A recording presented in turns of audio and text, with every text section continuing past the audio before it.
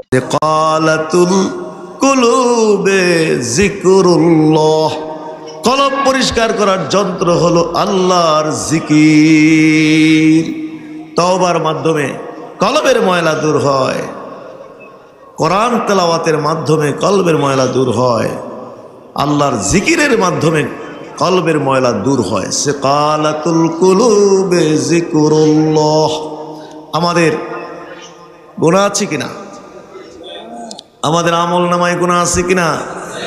আমাদের কলবের মধ্যে দাগ আছে কিনা, ময়লা আছে কিনা? এই দাগ ময়লা পরিষ্কার করতে হইলে কি করতে হবে? বেশি বেশি করে আল্লাহর জিকির করতে হবে। বলুন না সুবহানাল্লাহ।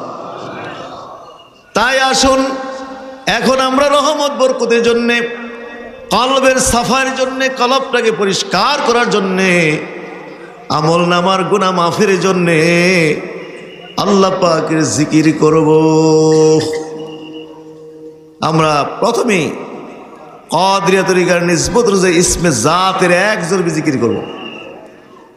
এক জরবি জিকির নিয়ম হলো কালবে এবং হলকুমে জিকিরটা হবে।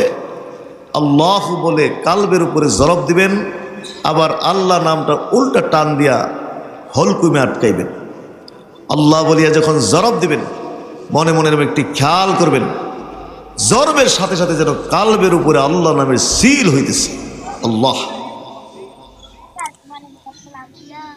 চক্ষু দুটা বন্ধ করুন, কালবের দিকে খেয়াল করুন। খেয়ালটা এদিক সেদিক যেন যেতে না পারে, খেয়ালটাকে কালবের সাথে আটকানোর জন্য চক্ষু দুটা বন্ধ করে কালবের দিকে খেয়াল করে একটু নিয়ত করুন যে আমি আমার কালবের দিকে মতো অজ্জাসি, আমার কলব যেন পিছলে করলার কালবের উসিলায় আল্লাহ তাআলার দিকে মতো অজ্জাস, আল্লাহ তাআলার তরফ হইতে কাদরিয়া তরিকার নিসবত অনুযায়ী